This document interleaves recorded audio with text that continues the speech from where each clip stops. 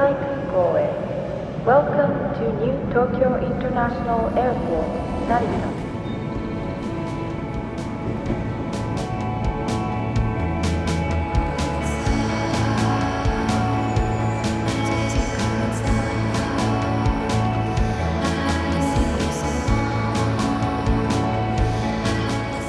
Oh, Tokyo. I'm not sure I can put into words what this trip means to me. So instead, I will take you along with me and my Fujifilm camera, of course, and a couple of lenses to our first stop, the National Art Center.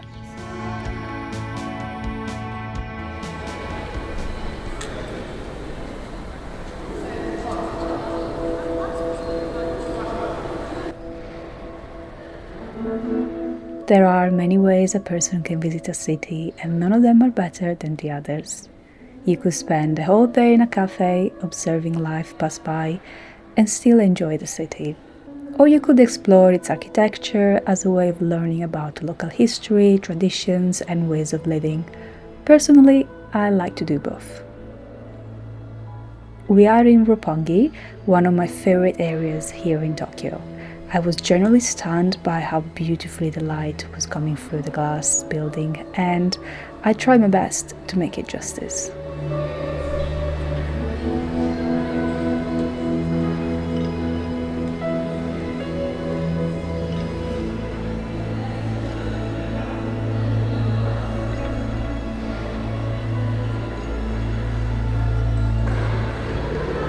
When I first arrived in Tokyo, I felt quite overwhelmed by everything that this city has to offer.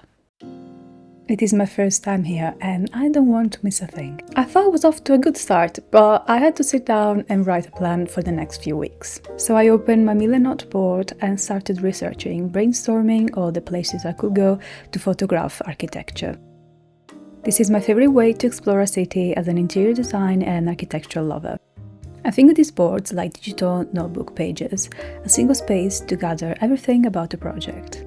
You can add notes, images, links, to-do lists, documents, and more. There are hundreds of places I want to go, but realistically I can't visit them all, so I settled on these locations. For the first day, I wanted to focus on modern architecture. I am planning to start at the 2121 design site, and I am using the Web Clipper tool to save these links without having to screenshot anything. This column feature helps keep everything organized and makes information easy to access. I am also adding the view from the Mori Art Museum. It's one of the best ways to see Tokyo's skyline and take in how contemporary design fits into the city's rhythm. For the second day, I feel like switching up and explore more traditional architecture. I'll begin at the Meditative Pavilion in Ueno Park, a calm, reflective space that feels worlds away from the busy city. Then I will visit the Gallery of Treasures inside the Tokyo National Museum, where I can capture those timeless details and textures. And finally, I will end the route at Kiyo Azakura House, a beautifully preserved wooden home surrounded by a peaceful garden, the perfect way to wrap up the shoot. After hours of research and way too many open tabs, I dropped all my links and notes into Milanote, neatly organized under each stop. I also added opening hours and all those little details in one place. It felt very satisfying for a Type A person like me. I need a reminder and a clear goal of why I'm doing this, so I wrote it down.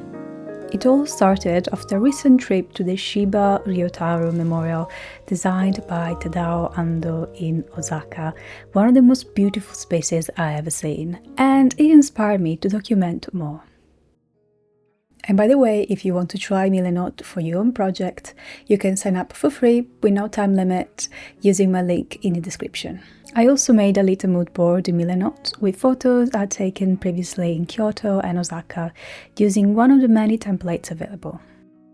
I wanted this Tokyo trip to feel like a continuation of my ongoing Japan project, so having those visuals side by side really helped me know what to look for and which colors to chase. I would love to turn these photos into a sign or a photo book at the end of the trip, and having all these images and notes neatly laid out really helps me see the bigger picture. And since I'm also filming this project, I made a board for the video production. This is a space for title ideas, thumbnails, and all the little things that help me keep my channel cohesive. George helps me film these videos, but I am very specific with the ideas and the shots I have in my head, so having them all laid out with visual references, it really helps me on the day of the shoot. I've pulled inspiration from some of my favorite Tokyo movies like Perfect Days and Lost in Translation, and of course anything Sofia Coppola always ends up in my boards. I even made a to-do list, a shot schedule, and yes, even this very script you're hearing right now. You can share this with your team so everyone is on the same page, and in this case I will share with George. There is also a mobile app where you can consult your board anywhere and anytime, or even add ideas as they come to you. And with that, my million-note board and my entire trip plan is complete. It's crazy how writing everything down really helps me relax and feel less overwhelmed before a shoot. If you would like to try Million-note for your own projects, you can find a link in the description box and you can try it for free with no time limit.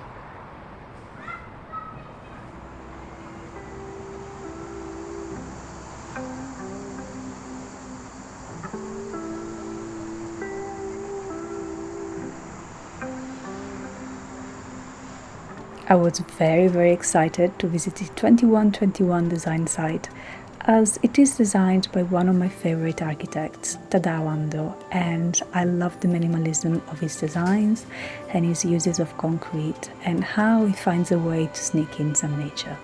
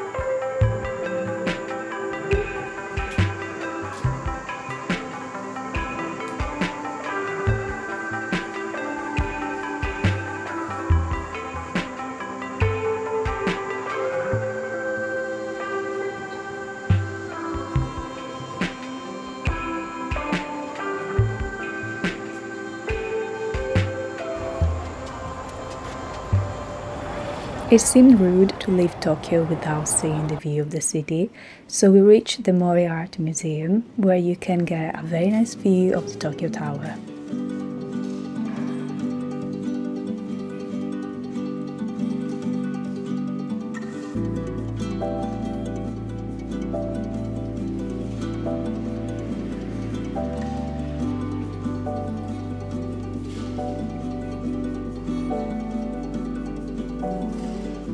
Not gonna lie, I don't think I had the right lenses for this, and I did crop a lot of these images. I did struggle for some reason here. Maybe I was too stunned by the view, but anyway, there is maybe one or two photos that I really like. I like to show you the reality of these photo trips, and sometimes behind a couple of good photos, there is hundreds that are not so great.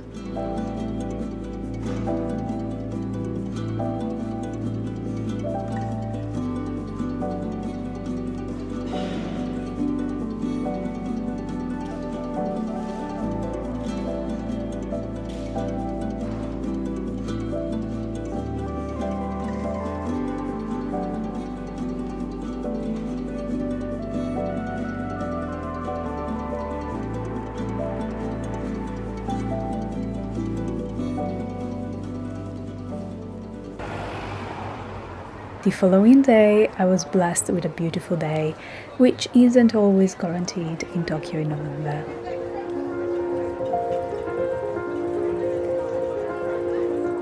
While researching architectural spots to visit, I stumbled upon the Meditative Pavilion, a fairly new addition to the historic Ueno to Shugo Shrine, created as a space for reflection and calm.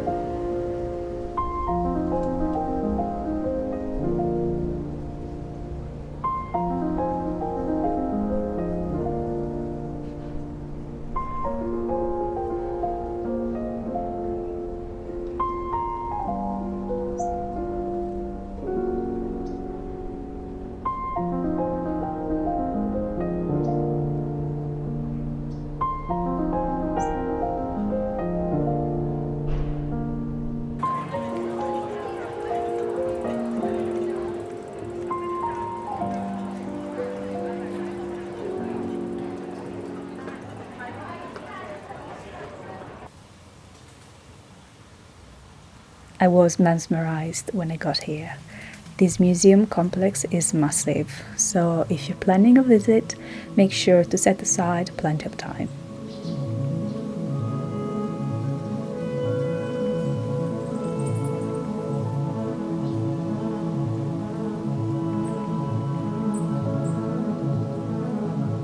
I am really proud of some of the photos I took here, I must say. During these days, I carried both my 33mm 1.4 and my 27mm 2.8, switching between them depending on the scene. I'll be reviewing the Voigtlander soon on the channel, but I have to admit the 33mm delivers superior image quality even though it wasn't always wide enough. I still prefer it for that reason.